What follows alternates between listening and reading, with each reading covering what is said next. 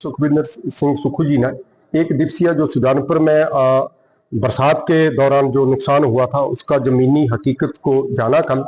और जहां जहां नुकसान हुआ था, चाहे वो बैरी की बात हो, चाहे वो चौड़ी की बात हो या चबूतरा की बात हो, तो हर जगह का जायजा लिया और साथ में ही प्रशासन को साथ लेकर जो जितना नुकसान हुआ है उसका आकलन किया गया और उनको हिदायत दी गई प्रशासन को कि इन्हें जो जिन लोगों का नुकसान हुआ उन्हें हर संभव जो है वो सहायता मिलनी चाहिए।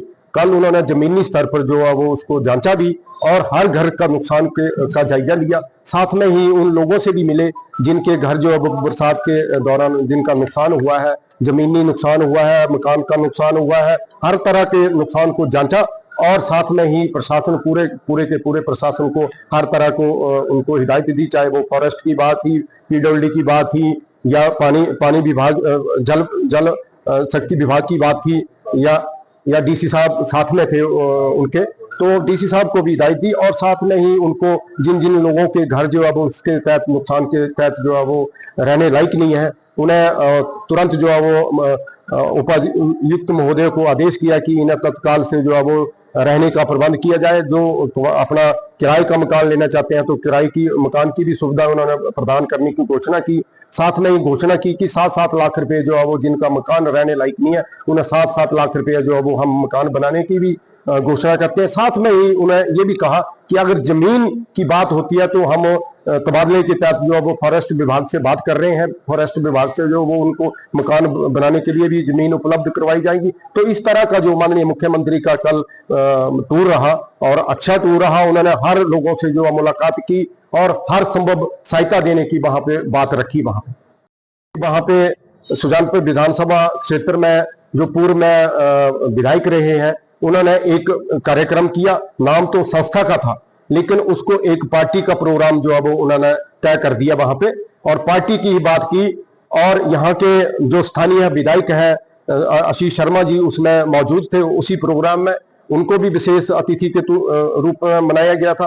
प्रोग्राम जो था वो वहां पे जो स्थानीय पूर्व में विधायक रहे हैं राजेंद्र राणा जी, उनके बेटे द्वारा वहां किया गया था। बेटा जो था वो उसका अध्यक्ष है और साथ में मुख्य अतिथि उनका डैडी मतलब पिताजी उनके वहां पे मुख्य अतिथि थे। तो ये बाप बेटे का जो है वो संस्था चली हुई है। लेकिन बड़े दुर्भाग्य की बात है कि जब वो संस्था के नाम पे आप लोगों को बुला तो लेते हैं लेकिन वहां पे जो है वो उसको एक पार्टी का रंग दे दिया जाता है। कल वहां पे स्थानीय विधायक जी ने बात रखी और उन्होंने पूरी की पूरी बात जो है वो उन्होंने लोगों को गुमराह करने की बात की कि 2027 में जो वो हमारी सरकार आएगी और हम आपकी बात रखेंगे। वहां तकरीबन जो है वो आपने पूरे विधानसभा क्षेत्र की जो आशा वर्कर थी उनको वहां झूठा प्रलोभन देकर और झूठी बात कहकर कि संस्था का प्रोग्राम है आप आइए और वहां पे आपको जो है वो कुछ ना कुछ किट्टे कट्टे बांटने का वहां उन्होंने प्रोग्राम रखा था। लेकिन पूरी की बात जो है वो माननीय मुख्यमंत्री के ऊपर रखी कि जी मुख्यमंत्री जी जो है वो किस तरह का वहां पे झूठा प्रचार कर रहे हैं या झूठे हमारे ऊपर आरोप लगा रहे हैं। लेकिन साथ में उन्होंने एक बात और रखी कि मैं जो है वहां पे विधानसभा में जाता हूं तो विधानसभा में जो लोगों की बात रखता हूं, लेकिन अभी विधानसभा का सत्र हुआ उसमें जो है वो इस तरह की कोई बात पे वहां विधायक साहब ने नहीं रखी। अपने घर की बात रखी, अपने घर के भाई की बात रखी, चाचे की बात रखी या अपनी भाभी की बात रखी। लेकिन मैं इनसे ये पूछना चाहता हूं कि जब आप शिमला चले जाते हैं तो आपको हमीरपुर की याद नहीं आती है, हमीरपुर के लोगों की याद नहीं आती है, हमीरपुर में क्या चाहिए, कौन सी योजना चाहिए, किस तरह का इंस्टीट्यूट चाहिए, इस तरह की बात करनी चाहिए। सड़कों के लिए कितना पैसा चाहिए, क्या नुकसान हुआ है आपदा में, किन लोगों के घर जो है वो उसमें तबाह हो गए हैं, उन लोगों को किस तरह की मदद चाहिए, इस तरह की बात करनी चाहिए थी। लेकिन जब आप हमीरपुर आ जाते हैं तो हमीरपुर तो आप कहते हैं कि मैं जब विधानसभा जाता हूं तो मैं लोगों की बात करता हूं, लोगों के हित की बात करता हूं। आशा वर्कर जी को भी ऐसा आश्वासन दिया, जितनी भी आशा वर्कर आई थी उन्होंने कहा कि 2027 में जब हम आएंगे कौन आएगा।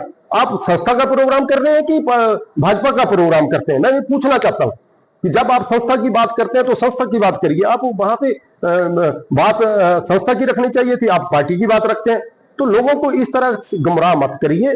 लोगों को बुलाना है तो संस्था के नाम पर बुलाइए या आप पार्टी का प्रोग्राम करते हैं तो पार्टी के नाम पर बुलाना चाहिए।